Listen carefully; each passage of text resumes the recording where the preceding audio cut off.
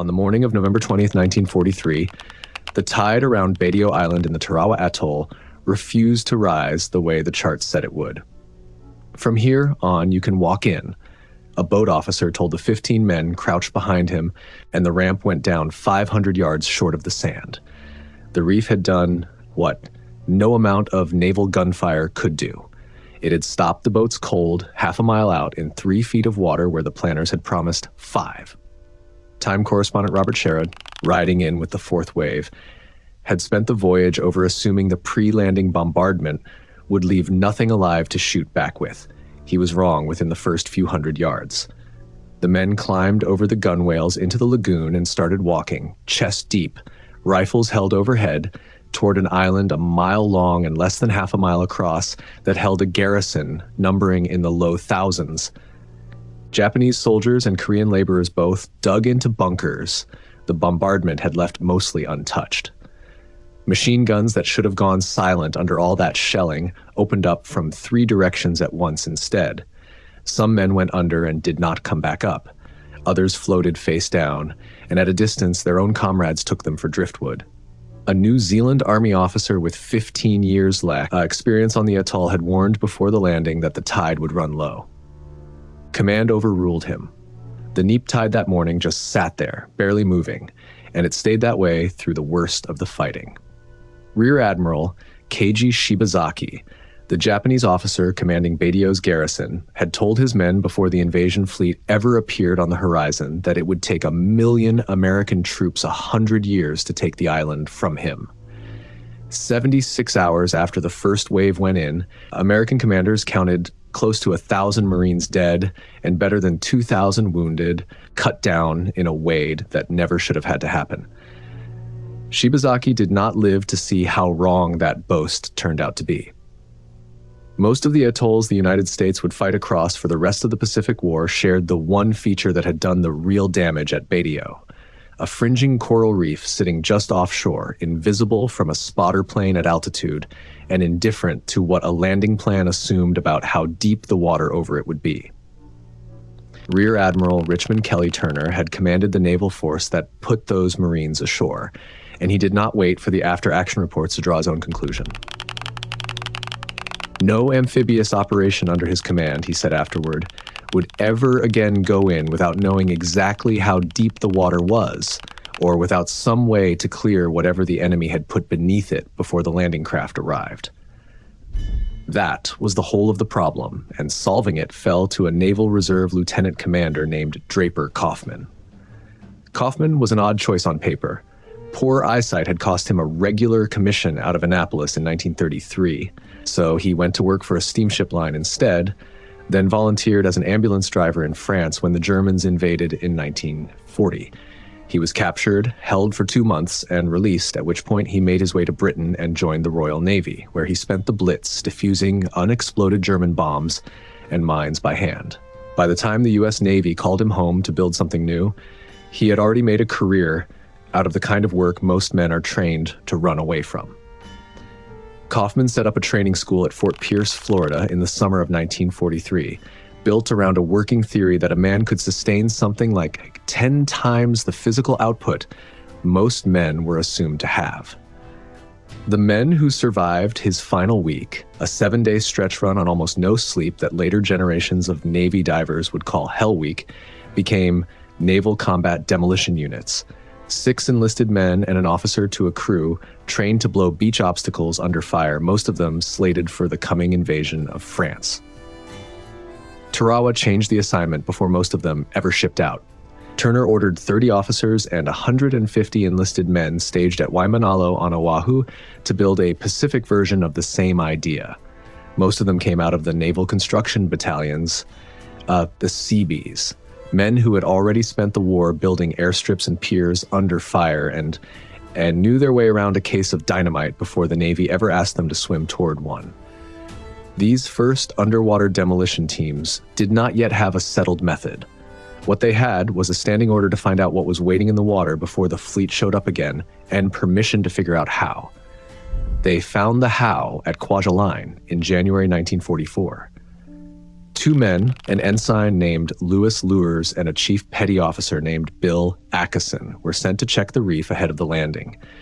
Regulation called for reconnaissance gear and a lifeline run back to the boat. Lures and Atchison stripped to their underwear instead and swam the reef alone, in daylight, in plain sight of anyone on the beach who cared to look. They came back with sketches of Japanese gun positions, a log wall built to block landing craft, and the depth soundings the planners had asked for in the first place. Accounts differ on whether that swim was Turner's intention from the start or the two men's own improvisation once they were already in the water. The record does not settle it either way. What is certain is that it worked, and that it reset what an underwater demolition team was for. The lifelines went away, the bulky gear went away. What replaced all of it was a man in swim trunks, a mask, and a pair of fins, which turned out to be cheaper, faster, and far harder for a shore battery to hit than anything wearing a rubber boat. Within weeks, Turner had a second training base running at Kihei on Maui, built to teach the Kwajalein method rather than the Fort Pierce one. Most of the old procedure was thrown out. Lifelines were banned outright. Swimming, not boat handling, became the center of the course, and the daylight approach in swim gear stopped being an improvisation and became the doctrine every new team learned from its first week in the water. By June 1944 off Saipan, that doctrine had grown into something close to an assembly line. 200 swimmers went in a full day ahead of the landing, painted blue from head to foot to blend with the lagoon, working in pairs 100 yards apart. Where the water ran shallow, they turned their own bodies into measuring sticks. A black line marked every 12 inches from ankle to collarbone, so a man could read his own depth off his own skin without ever surfacing to check a gauge. Where it ran deeper, they dropped a weighted line and wrote the number on a plexiglass slate strapped to one knee. Japanese gunners fired on all of it from the beach the entire time, and Kaufman himself, in the water at the front of his own team, earned a second Navy Cross there. Soldiers and sailors who watched them work from a distance took to calling the swimmers half fish, half nuts, which was not far off. Aboard at least one transport, the standing reward for a completed swim was 2 1.5-ounce rations of brandy from the ship's own stores, dispensed by an officer who otherwise had nothing to do with demolitions. What the swimmers also discovered, and passed down the buddy pairs faster than any manual could have written it, was that a rifle bullet loses most of its energy the instant it crosses from air into water and begins to sink within a few feet of the surface.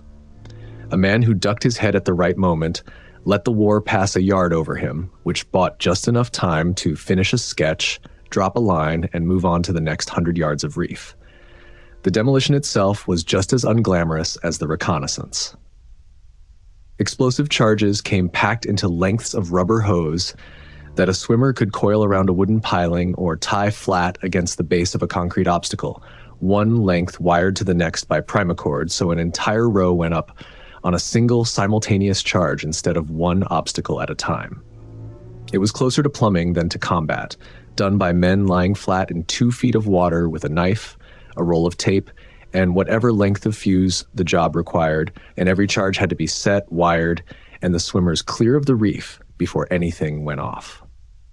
A month later, ahead of the landing at Tinian, Kaufman's own reconnaissance changed the plan itself rather than just clearing a path through it. Admiral Turner had intended to put the invasion force ashore opposite the well-fortified town of Tinian itself. Sailors from underwater demolition teams 5 and 7, working with Marine reconnaissance troops, swam in at night to 2 narrow, unlikely strips of beach the local garrison had judged too small to bother defending, and came back with soil samples proving landing craft could use them after all. Kaufman crawled the sand himself to check the approach, broke his last remaining pair of spectacles rolling into cover when an enemy patrol passed close enough to hear, and reported back before dawn that the beaches would hold. Turner changed his plan. The 4th Marine Division landed there on July 24th against light resistance instead of the fortified front door the defenders had spent months preparing to hold. That was the method the Japanese defenders on beach after beach spent the rest of the war unable to counter, because by the time they understood what they were looking at, the men who had done it were already gone. And the only evidence left behind was a channel that had not been there the day before. At Guam that same month, underwater demolition teams 3 and 4 spent close to 2 weeks working the approaches to Agat-Nasan under naval gunfire cover, charting channels and blasting the log cribs, coral heads, and wire entanglements the garrison had spent the better part of a year building into the shallows, obstacle by obstacle, on the assumption that whoever came for the island would have to cross them first. Ensign T.D. Nixon of Team 4 was killed by a sniper while guiding landing craft through the cleared channel the day before the assault, the only man his team lost in the whole operation. On that same stretch of beach, in those same days, some of Team 4's men found the time to raise a hand-painted sign facing the water, "Welcome Marines." It was still standing when the first wave came ashore on July 21st, proof, before a single infantryman had set foot on Guam, that the men who would greet him there had already come and gone, cleared the channel in front of him, and buried their own dead doing it. 3 months after that, at Peleliu, the Japanese commander, Colonel Kunio Nakagawa, tried something no other garrison had managed. Reconnaissance swimmers from Underwater Demolition Team 10 had gone in that August aboard the submarine Burfish and mapped what was waiting in the shallows off the invasion beaches. Concrete tetrahedrons, a double row of wooden posts about 75 yards out, barbed wire, and rows of horned contact mines, all of it sitting in water barely 2 feet deep at low tide. Starting September 12th, 3 days ahead of the landing, Teams 6 and 7 went in under direct fire to blow the posts and mines and cut channels through the reef, working 2 and 3 days running in water shallow enough that a man could be seen from the beach the whole time he worked. Nakagawa had stealth swimmers of his own, and the American activity itself gave him a rough idea where the landing would fall. He sent his men out the night before D-Day to lay fresh rows of horned mines 150 yards off the beach, a genuine attempt to rebuild in darkness what the Americans had spent 3 days tearing apart in daylight. He went further still, stationing swimmers in the shallows to serve, in effect, as human mines against the first tanks and armored amphibians that came ashore. Neither countermeasure worked. His suicide swimmers were caught and killed before the landing began, and the relayed minefield failed for the smallest possible reason. In the rush, most of his men forgot to pull the safety pins. American landing vehicles rolled over mine after mine on September 15th, and nothing happened. Post-landing sweeps found the crushed contact horns still primed and still harmless, a live minefield that had never been armed at all. By April 1945, off Okinawa, the obstacle itself had gotten simpler, and the job had gotten far bigger. The Japanese had driven pointed wooden poles into the coral to hole any landing craft that tried to cross. Teams 11 and 16 went in to blast them clear along 30 miles of coastline. 16 took out about half its assigned poles before losing a swimmer and pulling back for the day, a mission the record books still call a failure. 11 finished every pole on its own stretch of reef, then stayed in the water afterward to guide the landing craft in by hand. Nearly 1,000 men went into the water for that one operation, drawn from 8 separate teams, working 30 miles of coastline in currents cold enough, for the first time in the program's history, to threaten them with hypothermia rather than heat stroke. Some of those teams spent the same days staging fake reconnaissance runs off beaches the actual landing had no intention of using, just to keep Japanese intelligence guessing about where the real one would fall.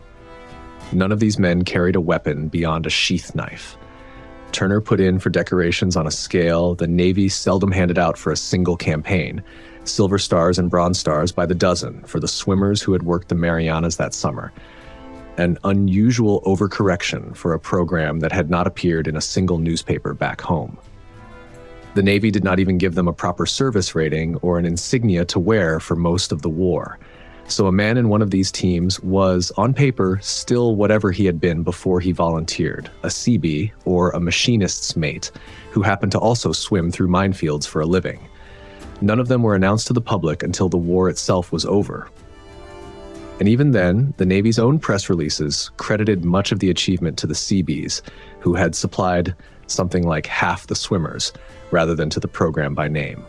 What they had done, reef after reef, was swim into range of an enemy who was still loading his weapon, take the only kind of fire that could reach a man in open water, finish the job, and be gone before he understood what he had just watched happen. Whether trading a handful of unarmed swimmers against however many hundreds of soldiers they spared on the beach behind them was a fair exchange is not a question. The record answers. And it is not one this account is going to answer for them either. The obstacles were already gone. That is what a Japanese defender found, walking his section of beach at first light on invasion morning, reef after reef, island after island, for the last year and a half of the war. Not an empty sea he could still hope to hold, but a channel someone else had already opened while he slept, marked, charted, and handed over to the men now climbing out of the boats behind it. By the time Japan surrendered, 34 underwater demolition teams had passed through a pipeline that started with 2 men and a pair of underwear off Kwajalein 20 months earlier, and every contested landing the United States made in the Pacific after January 1944, from the Marshalls to the Black Sand at Iwo Jima to the cold water off Okinawa, had a reef somebody had already been in before the first Marine ever got wet. The men who did it went home afterward to jobs the Navy had never bothered to rename them for. And most of them are the only ones left now who remember exactly which beach they cleared, and on what morning, and what it looked like from the water when the boats came in behind them at last. If that sounds like it belongs in a museum rather than a mystery, the museum in question is small, easy to miss, and would very much like the visit.